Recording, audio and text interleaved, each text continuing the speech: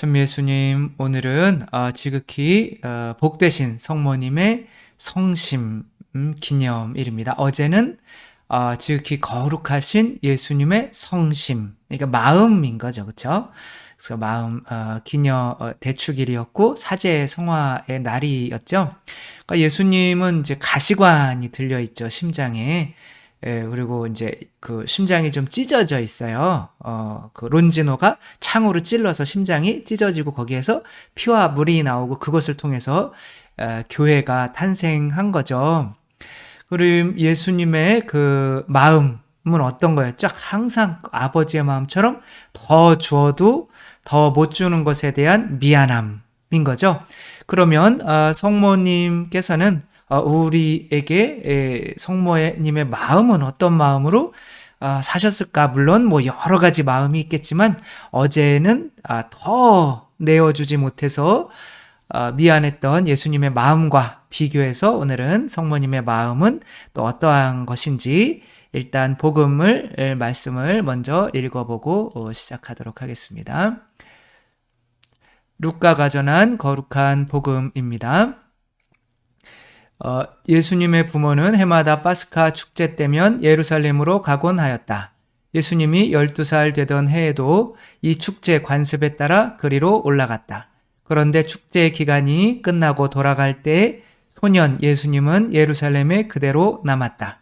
그의 부모는 그것도 모르고 일행 가운데 있으려니 하시며 여기며 하룻길을 갔다. 그런 다음에야 친척들과 친지들 사이에서 찾아보았지만 찾아내지 못하였다. 그래서 예루살렘으로 돌아가 그를 찾아다녔다.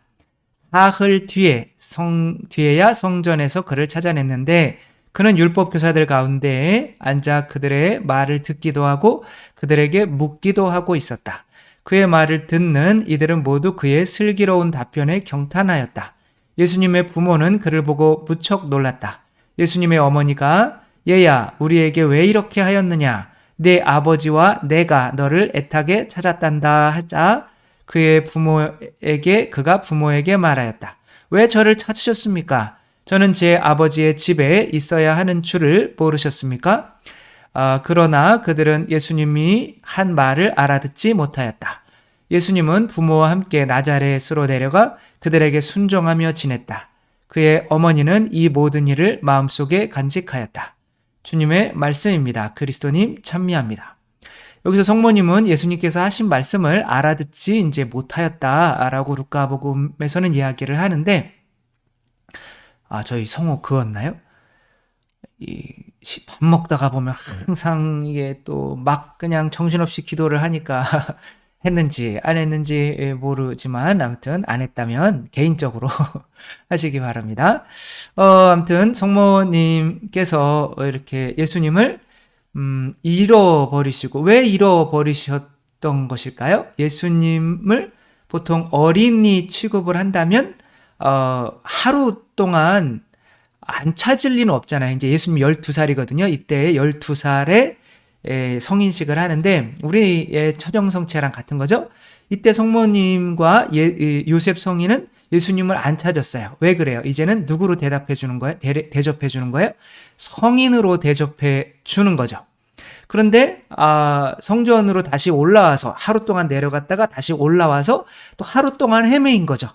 그러면 이해하지 못했다라고 하는 거는 봉헌했기 때문에 과연 내 예수는 어디에 있을까라고 생각을 하면 당연히 하느님의 집 성전에서 찾았어야 되는 건데 그것을 못한 거죠.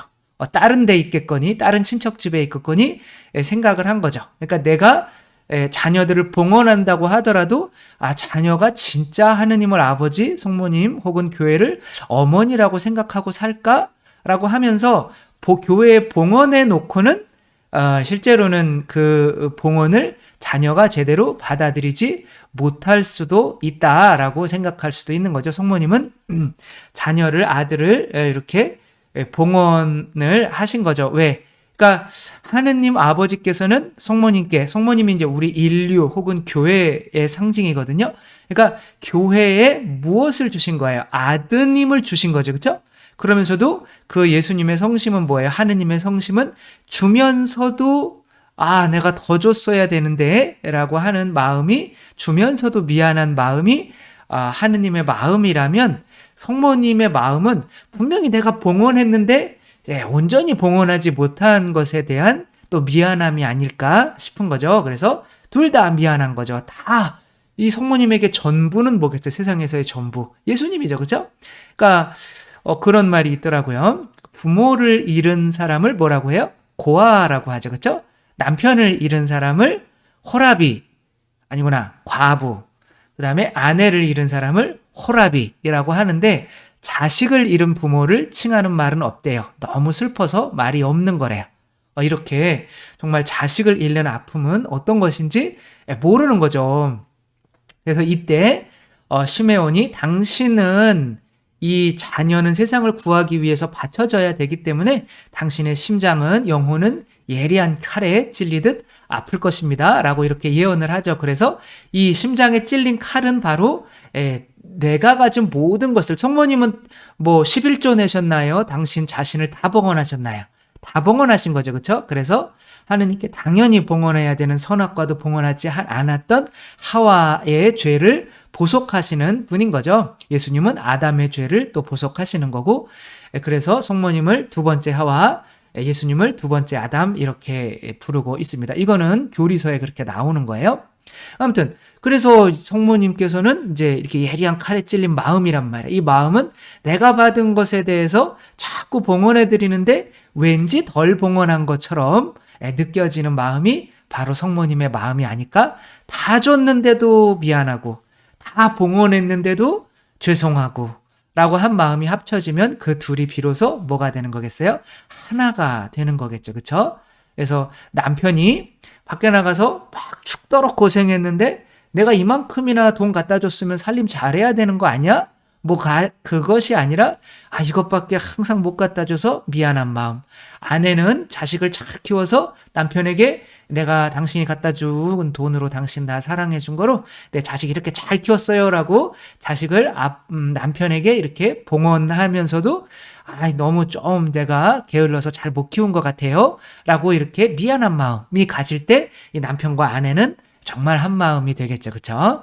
그래서 오늘은 어떤 수녀님께서 수도원에 입회하게 된 계기를 저에게 이제 보내주셨어요. 근데 이런 것들 안에는 다른 어떤 누구에게도 이야기하지 않았던 내용들도 좀 있어서 제가 이제 약간은 이제 뭐 구체적인 명칭이나 뭐 이런 것들이 나오는 거는 좀 삭제하고 이제 읽어드리게 쓰기는 하겠지만 또 뭐 굳이 찾으려고 하면 찾겠지만 또 그런 분도 없겠죠. 그렇죠? 그런데 이제 수녀님이 된다는 거는 내 자신을 봉헌한다는 거잖아요. 근데 이분은 대학생 때까지 하느님을 알지도 못했고, 그래서 나는 누구인가, 나는 왜 사는가, 그리고 이제 계속 죽으려고만 했었고 하는 와중에 나는 길이요 진리요 생명이다. 내가 길을 찾고 있었고 어떻게 살아야 되는지, 내가 진짜 뭐가 진리인지, 어떤 삶이 옳은 건지 찾고 있었고, 또 나는 죽고 싶다 그래서 나는 왜 살아야 되는지 그 생명을 찾고 싶었는데 나는 길이요 진리요 생명이신 예수님을 찾고는 내 자신을 봉헌하는데, 그 내 자신을 봉헌하면서도 계속 예수님께서 주신 것에 대해서 덜 봉헌한 것 같아서 미안한 마음을 가졌다라는 내용이 이제 줄거리예요. 제가 한번 쭉 읽어드리도록 하겠습니다. 저는 고등학교 때 심하게 자아와 인생에 대해서 고민하고 방황을 많이 했어요. 저도 비슷했습니다. 자아, 내가 누구인가 뭐 이런 거죠.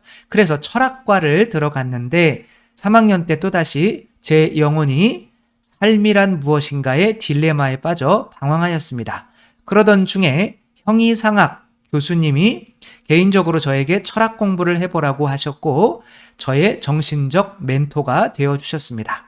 그런데 교수님이 급성 간암으로 갑자기 돌아가셨습니다.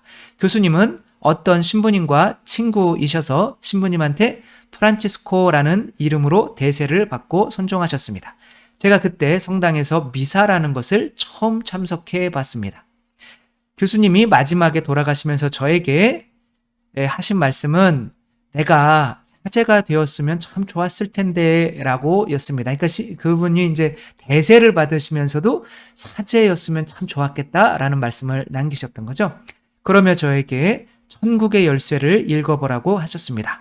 이게 천국의 열쇠는 이제 어떤 가난한 헌신적인 한 신부가 이제 너무 열심히 살려고 하다가 보니까 이 교도권 안에서 뭐 주교님이 되려고 하고, 내가 더 부자 동네 가서 신부하려고 하고 하는 이제 이런 마음을 가진 신부들과의 이제 대치를 이루면서 그 신부님은 계속 가난하게 중국에서 선교하면서 또 힘들고 어렵고 막 발 부러지고 막 쩔뚝거리고 하면서 이제 자기가 이제 경쟁 상대로 삼았던 또 어떤 다른 신부가 이제 주교님이 됐죠. 그렇죠? 그래서 그 주교님이 이 신부를 이제 그만하라고 이제 강제 은퇴를 막 시키는 이런 내용이면서, 과연 하늘나라의 열쇠는 이 교도권을 가진 이 그 주교님이 지고 있는 것인가, 아니면 불교 신자든 개신교 목사든 다 이렇게 사랑으로만 살려고 했던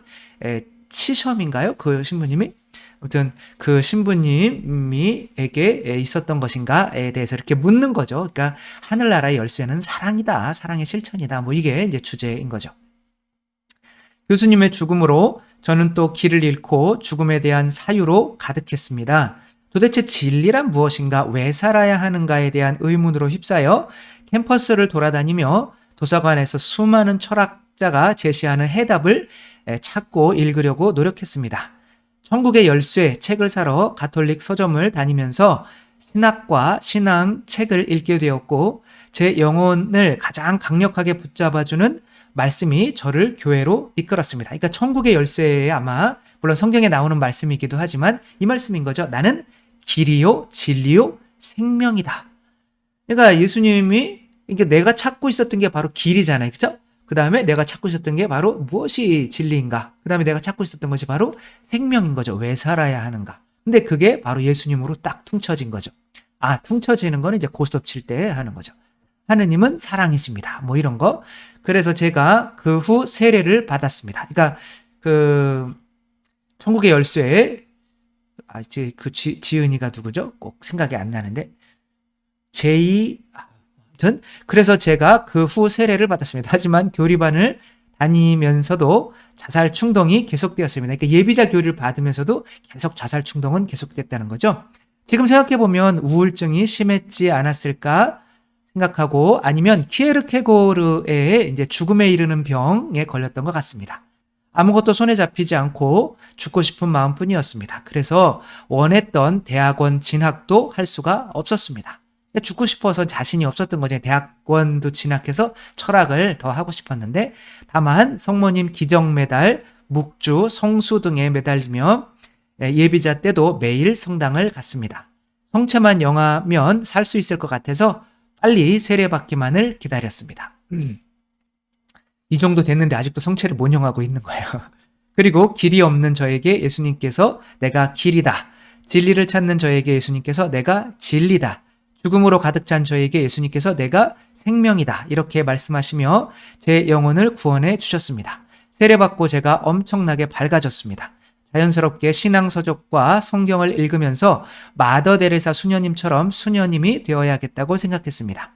예수님을 만나니 나에게서 철학은 끝났다고 정리가 되었습니다. 그러니까 내가 철학으로 이 세상의 이론이나 책으로 찾던, 학문으로 찾던 길과 진리와 생명이 바로 예수 그리스도이시구나라는 걸 믿게 되니까 이 세상에서는 더 이상 이제 그런 학문이나 이런 것에는 관심이 없어진 거죠. 마더 데레사 수녀님처럼 내가 그렇게 살 수 있을지 저 자신을 테스트해 보기 위해서 수녀원 입회 전에 가톨릭 장애인 시설에서 숙식하면서 일했는데, 매일 매우 피곤했음에도 매일 밤마다 성당에 가서 2시간 정도 성체조배를 했습니다. 그때 예수님 환시 체험을 했어요. 십자가에 계시는 예수님이 살아서 몸을 비틀거리시면서 너무 고통스러워 하셨습니다. 이런 환시는 수많은 날 오랫동안 계속되었지만 그 누구에게도 말하지 않았습니다. 그래서 아무에게도 말하지 않은 거를 이제 저에게 이렇게 또 말씀을 해주셔서 저는 너무 감사한 거고요. 여러분들도 꼭 비밀을 지켜주시기 바랍니다. 유튜브에 올리면서 이런 얘기 하는 게 좀 그렇죠? 그래서 혼자서 2시간 예수님 사랑해요 라고 기도하면서 그 고통스러운 예수님을 바라보다가 성당에서 졸기도 하고 잠들기도 하고 나중에는 예수님 죄송해요. 저 너무 피곤해서 갈게요. 그러면서 십자가에 못 박힌 채 살아 움직이시며 몸을 비틀면서 못 박힌 손과 발 계속 힘들어 하시는 예수님의 고통스러운 숨소리를 들으며 나와야 했습니다. 그러니까 예수님은 힘들어 죽겠는 거예요. 막 십자가에서. 근데 나도 지금 수녀원에 가야 되나 말아야 되나? 그리고 또 장애인들 하루 동안 이렇게 종일 하면 에너지가 얼마나 많이 뺏겨. 힘들어 죽겠는데 나도 힘든데 근데 그분을 떠나는 게 미안한 마음이 드는 거예요. 왜? 그분이 나한테 더 많이 주고 계신 거를 이렇게 느끼는 거죠. 근데 사실 이게 그렇게 고통받는 예수님을 지금 알아주고 있고 예수님께 위로를 드리고 있는 거거든요. 제가 그런 말을 했더니 그건 또 처음 들어봤다고 그렇게 말씀을 하시는데 그 환시 체험은 계속되다가 종신서원 후에는 일어나지 않았습니다. 종신서원이라는 건 이제 내가 완전히 예수님께 내 자신을 봉헌했을 때, 그때 그 시절에 이제 봉사할 때 신학생 2명이 파견받아 봉사하고 있었는데 2명 모두 저에게 결혼하고 싶다고 하였습니다. 곱슬놈들. 이것이 죄송합니다. 농담이든 진담이든 저는 밤마다 예수님과 깊은 관계를 이루고 있었기에 수녀원 갈 것이고 결혼할 마음이 없다고 말했습니다. 그러니까 그들이 이제 농담으로 한 거겠죠. 그렇죠?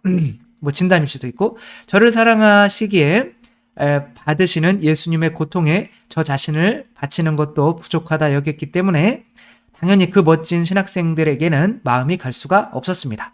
지금도 저는 매우 행복하고 예수님 성체를 매일 모시면 너무 흡족하고 바랄 것이 없는데 성당에서 조배하고 예수님과 함께 하면 그냥 아무 생각 없이 만족스러운데 천국에 가면 얼마나 행복할까요? 아멘. 이렇게 보내주셨습니다. 어떤 분들은 내가 사제로 사는데, 내가 수녀로 사는데, 나를 좋아하던 사람들 이렇게 많이 내가 포기하고 왔는데, 내가 이만큼이나 내어주는데, 뭐 이런 식으로 생각하죠. 저도 이제 그렇게 생각을 했던 거죠. 신학교에 들어가서도 내가 막 많은 거를 다 버리고 왔는데, 그래서 예수님은 어쩌라고 몸을 비틀시고 계시는 거죠. 그게 이제 성모님은 봉헌하시는 분이잖아요. 그렇죠? 저는 주님의 종입니다. 지금 말씀대로 그대로 제게 이루어지십시오 라고 하는 게 에덴 동산에서 하와가 봉헌하지 못했던 그 선악과를 봉헌하는 걸 넘어서서 당신 자신을 지금 하느님의 궁전으로 봉헌하고 계신 거잖아요. 그러면서도 당신을 봉헌하고 이런 칼이 이제 심장에 찔리듯 아프시면서도 과연 어떤 마음이셨을까? 미안한 마음이셨다는 거죠. 왜? 하느님은 나에게 더 주셨으니까. 항상 더 주셨으니까. 이제 그런 거죠. 항상 더 못 줘서 미안한 거고 항상 더 받는 내가 요거밖에 봉헌하지 못해서 죄송스러운 거죠. 그러니까 수녀님이나 또 사제로 살아가면서 내가 봉헌한다고 생각하지만 성모님의 마음을 닮았다면 요거밖에 못 바쳐서 항상 죄송한 마음을 가져야 하는 거죠. 저도 그래 너 나한테 많이 줬니? 난 너한테 다 줬다. 다 줬어. 난 너한테 다 줬는데 지금 먹고 들어온 그게 내 살과 피다. 하느님이 너한테 나를 준 거야. 근데 너는 내가 다 너한테 준 거를 도로 조그만큼 바친다고 그렇게 생색내고 있니? 짜증나 죽겠네? 뭐 이런 거죠. 그러니까 저는 그렇구나. 이게 정말 아무리 바쳐도 하느님께는 부족한 거구나. 내가 받은 것에 비하면 정말 미안해 죽겠네. 그러니까 내가 하나도 안 바치면서 미안하면 그거는 이제 양심도 없는 거고 다 바치면서도 성모님은 다 바치셨잖아요. 그렇죠? 다 바치면서도 그분께서 나에게 주시는 것이 바로 당신의 생명이신 거고 우리는 피조물이고 그분은 창조주이심에도 이런 걸 주고 계신 그분께 다 바치면서도 미안한 마음이 성모님의 마음이 아니었을까. 예수님의 마음은 어떻게 우리가 세상 사람들에게도 내가 다 주면서도 신부님이나 수녀님으로 신자들에게 다 주면서도 정말 요거밖에 게을러서 요거밖에 못 줘서 내가 죄 많이 짓고 죄인이라 요거밖에 통과를 못 시켜서 내가 죄로 가득 차서 정말 죄송하네요. 미안합니다. 이게 예수님의 마음인 거고 또 받는 입장에서는 이렇게 많이나 받았는데 제가 요거밖에 좀 감사를 못해서 못 되돌려드려서 정말 죄송합니다. 다 주면서도 그렇게 할 때는 그게는 성모님 신심이고 그런 것 같아요. 그래서 우리가 이렇게 예수님의 마음과 성모님의 마음 다 주면서도 미안한 마음, 이것으로 우리가 하나가 될 수 있다는 거 생각하면서 우리 부부 사이에서도, 우리 부모와 자녀 사이에서도, 또 신부님과 또 신자 사이에서도, 또 우리와 또 믿지 않는 사람 사이에서도 이런 다 내어주면서도 미안한 마음으로 우리 모두가 하나가 되어 갈 수 있었으면 좋겠습니다. 주님께서 여러분과 함께 전능하신 천주 성부와 성자와 성령께서는 여기 모인 모든 이에게 축복을 내리시어 길이 머물게 하소서. 주님과 함께 가서 복음을 전합시다. 하느님 감사합니다. 성부와 성자와 성령의 이름으로 아멘. 감사합니다. 사랑합니다.